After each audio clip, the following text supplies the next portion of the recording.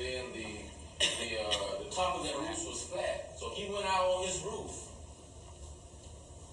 So he went out on his roof and he began to look out over the horizon. And he looked out over his horizon and he saw a beautiful woman bathing. Okay? You know, that's for any man that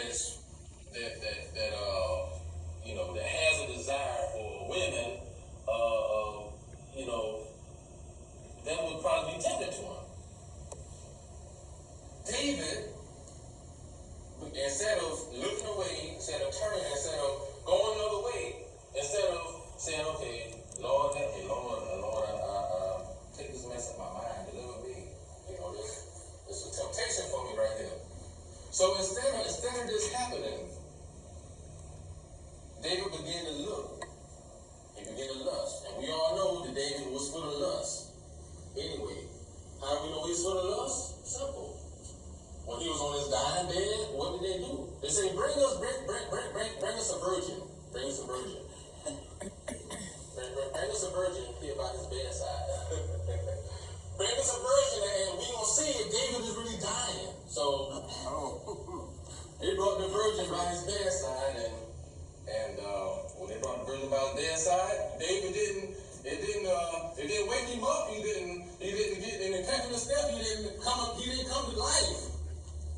So he said, David's dying. They say, David is dying. The king is dying. He's dying. We know for sure now he's dying. He's won many wars. And he's came out of many things. But this time he's dying. Now let me go a little bit deeper. When David was watching her take a bath, okay, it wasn't a regular bath she was taking. So let me go into more depth about how lustful he really was. When she was taking a bath, she was taking a spiritual bath. She was in something that she called a mikvah. She was taking a spiritual bath.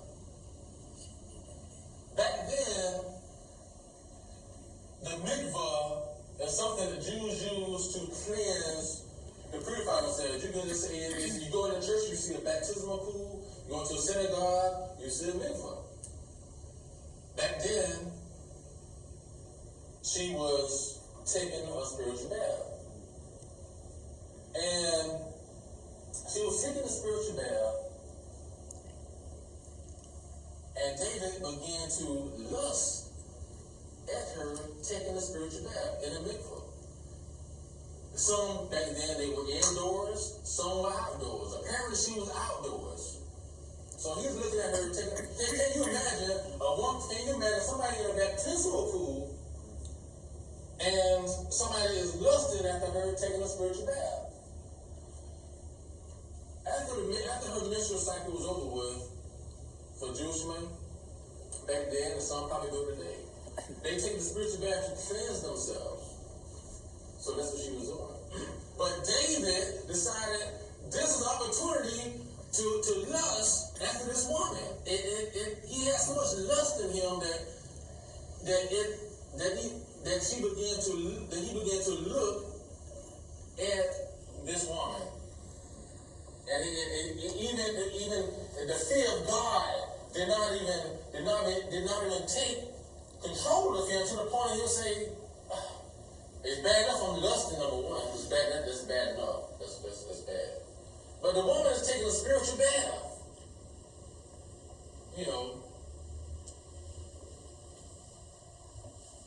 that just goes to show how lust-filled that he was. And he took over and he sent one of his men. He said, who is she? He said, is this not the wife of Uriah? This is not the wife of Uriah, the Hittite. Then he said, well, bring her to me. He brought her had her to come to his chambers. Okay. He went into her, and then she became pregnant. So he said, okay, I'm in trouble now. She sent word and said, David, King David, I'm pregnant now. And he said, I got to do something about this. I got to hide my sin. I committed adultery one, and now I got to hide my sin. So he said, Uriah, he came and he said, take some days off. Go home, sleep with your wife. Go home and be with your wife. Go home and enjoy yourself. King David, Uriah, he said, how can I? He didn't go to, he slept with the troops. And King David said, why didn't you go home and be with your wife, have a good time? Enjoy yourself. He said, how can I do this? How can I do it?